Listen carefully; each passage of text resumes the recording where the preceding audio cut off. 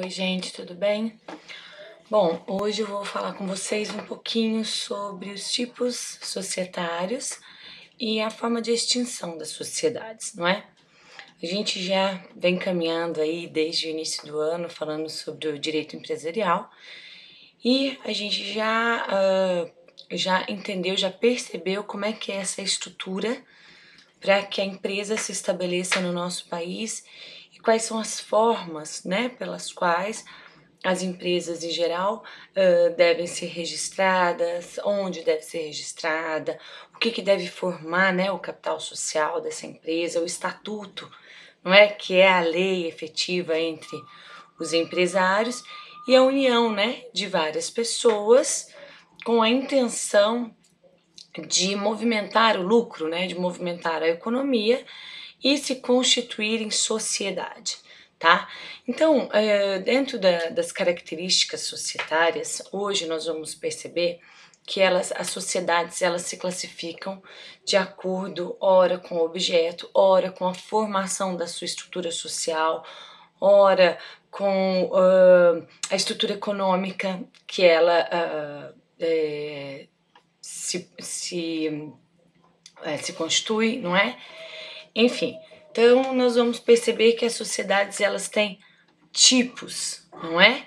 Pelo Código Civil, a gente vai encontrar elas divididas em relação à responsabilidade de cada sócio, se limitada ou ilimitada, pela estrutura econômica, se de capital ou de pessoas, pela personificação, né? Sociedades personificadas, sociedades não personificadas, e pelo objeto.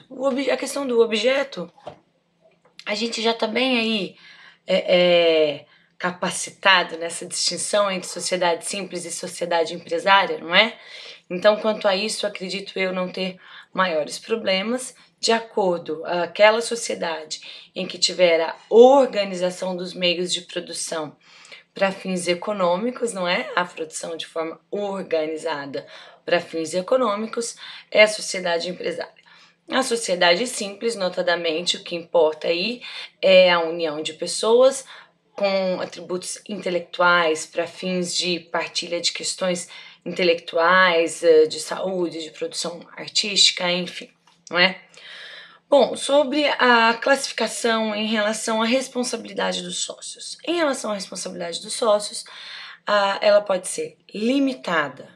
Quando eu falo em responsabilidade limitada, eu digo que cada sócio vai responder pelas obrigações que a sociedade vier a constituir apenas com aquele valor que ele subscreveu do seu capital, certo? Lembra? Integralizou as cotas? Bom, eu vou entrar na sociedade, mas eu vou participar com 50 mil reais. E aí eu declaro essas cotas, esse valor vai fazer parte do capital social da empresa. A partir do momento que eu conseguir integralizar esse valor, ou seja, eu já passei para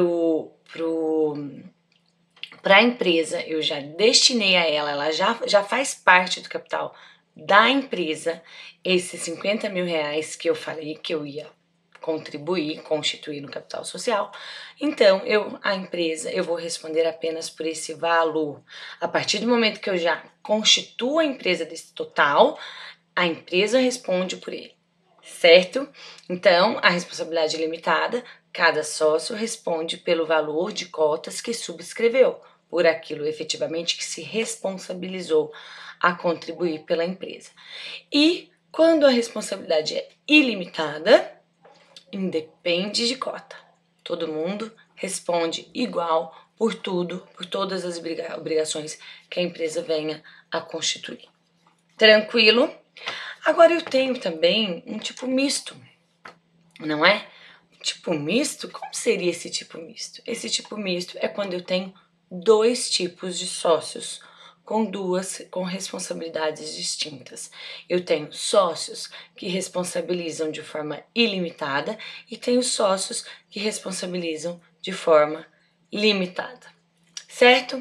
Quanto a isso, responsabilidade solidária, ilimitado, solidário, todo mundo responde por tudo, certo? Certo. Bom, quanto à personificação. Quando eu falo em personificação, a gente também volta lá e percebe que quando que a sociedade ou a empresa adquire personalidade jurídica, ou seja, passa a ser detentora de direitos e obrigações na esfera civil. Quando? Quando há o efetivo registro na junta comercial ou no cartório, certo? De registro. Bom, eu tenho as sociedades não personificadas. O que são as sociedades não personificadas? São aquelas sociedades que o Código Civil traz como sociedade em comum. O que acontece? Essa sociedade, enquanto não há efetiva inscrição dos seus atos, os sócios vão responder perante terceiros como sócios. Por que perante terceiros? Porque é o jeito que eu me apresento. Eu faço parte, estou numa sociedade, a gente produz garrafas recicláveis, não é? E eu tô aqui trazendo para você para vender em nome da sociedade, enfim. Então, perante terceiros, eu sou uma sociedade. Qualquer meio de prova que o terceiro tiver, ele consegue demonstrar a nossa responsabilidade como sociedade. Porém, entre os sócios, certo? É necessário prova, certo? Em relação aos sócios, que existe uma sociedade, haja vista ela não ser registrada, então ela ser não personificada, há necessidade de demonstrar um e outro qual é a relação que existe entre eles, certo? Bom, então, em relação aos sócios, demonstração por escrito. Em relação a terceiros, qualquer situação que demonstre que havia efetivamente esse ânimo societário, é possível de se provar que existia ali um trato com determinada sociedade, certo? E as personificadas são aquelas que o próprio código traz, a partir do registro, o reconhecimento como tal. Tranquilo? Ok. Bom, em relação à estrutura econômica, quando eu falo de estrutura econômica, eu penso naquilo que efetivamente é necessário para que a sociedade se reconheça como tal. Então, eu tenho dois tipos em relação à estrutura econômica: sociedade de capital e sociedade de pessoas. Qual é a diferença? Veja, não estou falando aqui de sociedade empresária e sociedade simples. Eu estou falando de sociedade personificada, mas que tenha a estrutura econômica baseada em pessoas. O que significa isso? Eu vou atrás de você, certo? Tô indo aí com você, a gente vai conversar e vamos fazer uma sociedade? Vamos. Eu quero trazer fulano, ok, traz fulano. Ciclano, ok, traz ciclano. Então, sou eu, você, fulano e ciclano. Nós quatro somos a sociedade. Nós quatro, pessoas significadas, pessoas constituídas. Eu, Carolina, você, o fulano e o ciclano. Certo? Esta é a nossa estrutura econômica. Isso significa que cada pessoa, nós quatro nessa relação, somos a sociedade. Não é o dinheiro que vamos investir. É claro que o dinheiro faz parte, a sociedade precisa de um capital social, certo? Então, o capital social faz parte, mas o capital social da Carolina, o seu, o do fulano e o do ciclano, certo? Então, e o que isso importa? Isso importa porque se um de nós quatro falecer, vai abrir o inventário. O direito nosso, o patrimônio nosso constituído dentro da sociedade vai entrar ali naquele inventário, certo? Que vai servir de herança, tanto débito quanto crédito. Isso significa que automaticamente os meus herdeiros vão fazer parte da sociedade? Não. A sociedade de pessoas, a não ser que tenha previsão no estatuto, a princípio não faz parte. Por quê? Porque o que importou para a constituição daquela sociedade foi aquela pessoa em si. Fui eu, Carolina, e não os meus herdeiros. Então, este é o que vai constar no estatuto social da sociedade constituída por pessoas. Cada indivíduo daquela sociedade importa. Por isso que para entrar ou sair indivíduos novos é necessário a anuência de todos os participantes, certo? E a sociedade de capital? A sociedade de capital independe de quem são as pessoas. Por que que independe?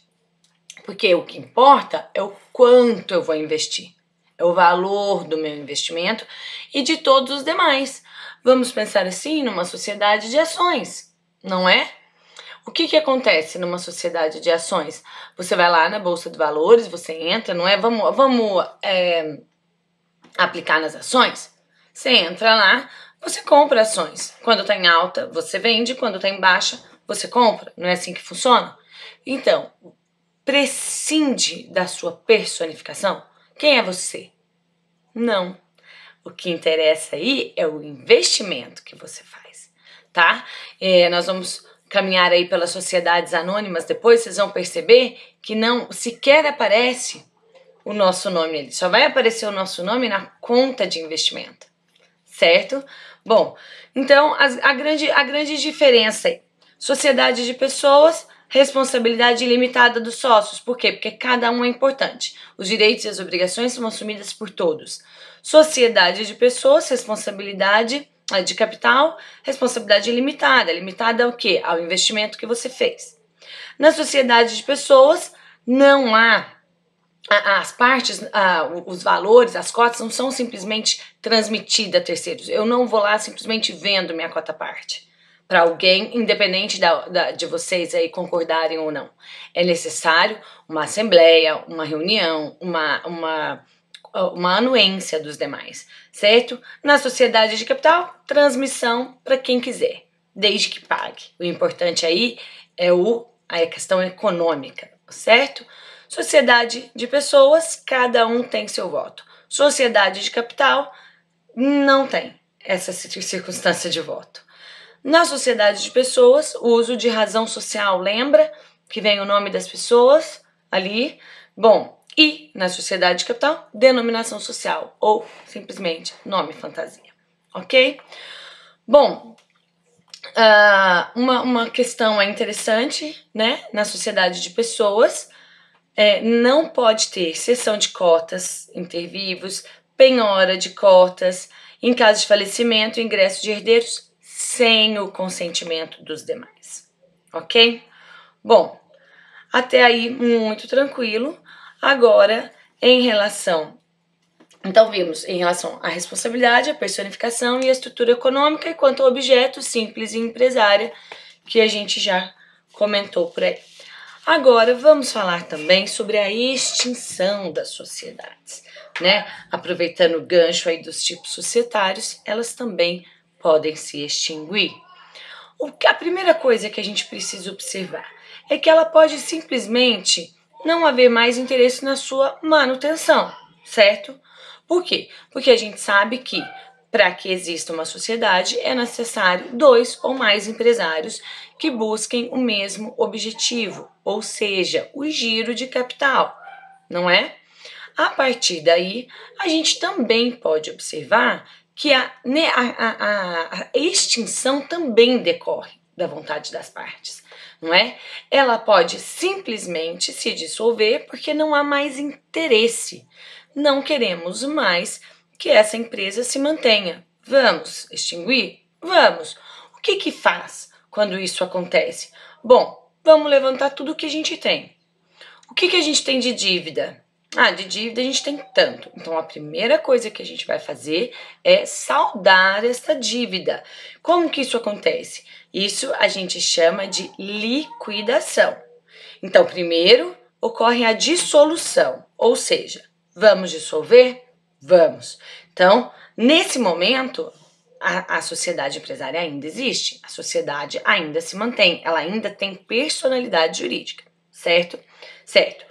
Bom, então vamos partir para o segundo passo. Qual é o segundo passo? Liquidar. Então, o que a gente vai fazer? O que é a liquidação?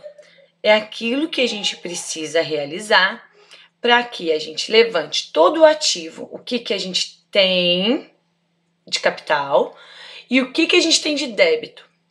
Esse ativo a gente vai usar primeiro para saldar este débito, certo?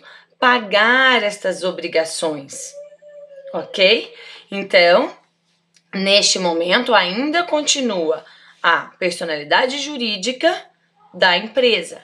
Bom, fiz esse levantamento, capital, passivo, ativo e passivo, certo? Certo. Bom, paguei todo mundo? Paguei. Então, sobrou o quê? Sobrou aquilo que efetivamente compõe, não é? Os bens corpóreos, aquilo que fez a estrutura da sociedade. Ok, divide-se entre os sócios, principalmente se for de pessoas. Divide-se aí, por quê? Porque se for sem fins lucrativos, isso é importante também. Eu tenho sociedades com fins lucrativos, tenho sociedades sem fins lucrativos. Se for uma sociedade sem fins lucrativos, eu tenho que ver o estatuto social. Porque às vezes no estatuto social tá falando que vai doar tudo para um hospital, para um centro de caridade, enfim, tá? Agora, se for com fins lucrativos, eu vou pegar todo aquele patrimônio e vou dividir em partes iguais ali entre os sócios, certo? E quando que vai acontecer a extinção dessa empresa? A extinção vai acontecer quando efetivamente eu der a baixa lá na junta ou no cartório, certo? Então, término ocorre com a desvinculação dos elementos humanos e patrimoniais da sociedade, certo? Então, quando há a extinção, há uma presunção de que houve a baixa dos registros. Então, veja, isso é muito importante para vocês, administradores, contadores. Dissolveu o patrimônio? Liquidou? Conseguiu? Pagou tudo? Não está em falência? Nada? Não, tudo certo? Ok, então vamos dar baixa, certo? Então, prescinde-se que todo o processo de liquidação está finalizado, ok? Bom, eu tenho outras formas de extinção da sociedade e que também caminham por este caminho aqui que eu acabei de traçar, mas de forma um pouquinho diferente. Então aqui eu tenho algumas situações bem tranquilinhas para vocês. Vamos lá.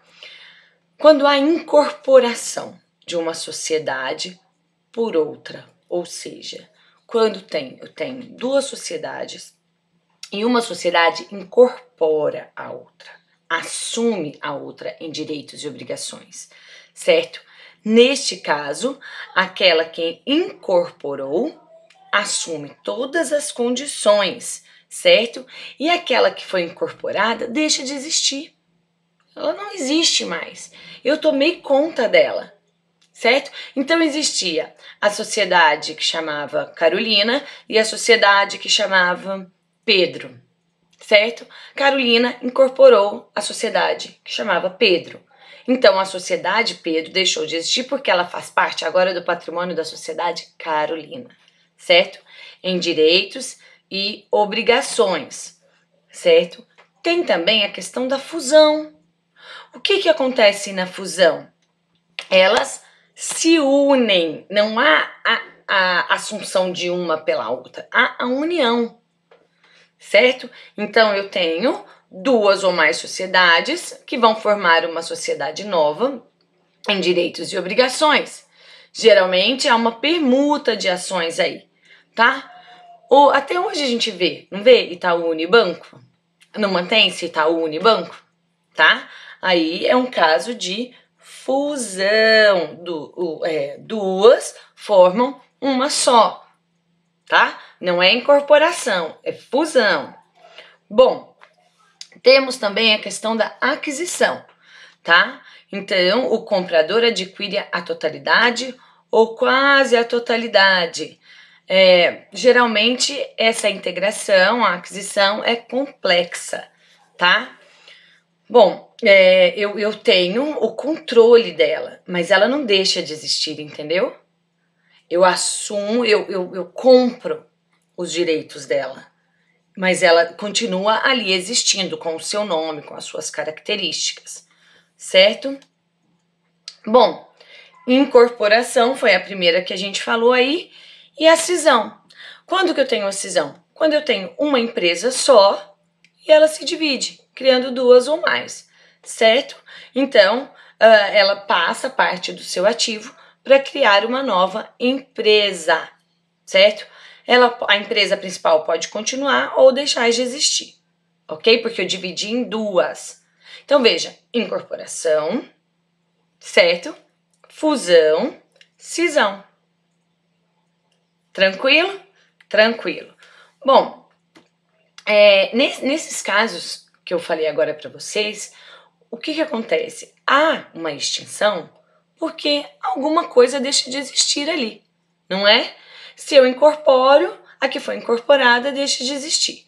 Se eu vou fazer a fusão, eu vou deixar de existir separado, nós vamos passar a existir juntas. Se eu faço o fracionamento, não é? O que acontece? Eu divido as duas, certo? Que é a cisão também. A cisão e fracionamento é a mesma coisa. Então eu posso deixar de existir como um todo e passo a existir de forma unitária em cada uma das que foram ali fracionadas, ok? Então, neste caso, ocorre a extinção dessas pessoas jurídicas envolvidas, certo? Então, há uma verdadeira reestruturação, certo? Bom, é isso a princípio, não é? Que eu gostaria de passar para vocês. E vou finalizar aqui com uma frase que vocês vão encontrar lá no portal, que fala que o fim significa também um novo recomeço.